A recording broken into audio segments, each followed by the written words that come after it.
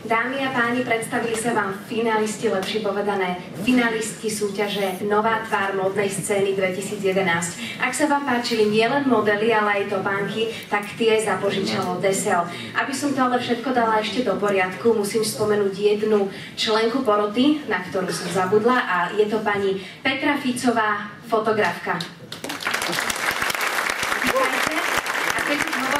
O porote, tak by som teraz ctenú porotu poprosila, aby sa odobrali na krátku poradu, pretože ich čaká to najdôležitejšie, ale aj to najťažšie na tejto súťaži. A to, že budú musieť rozhodnúť, kto sa stane víťazkou. Takže nech sa páči.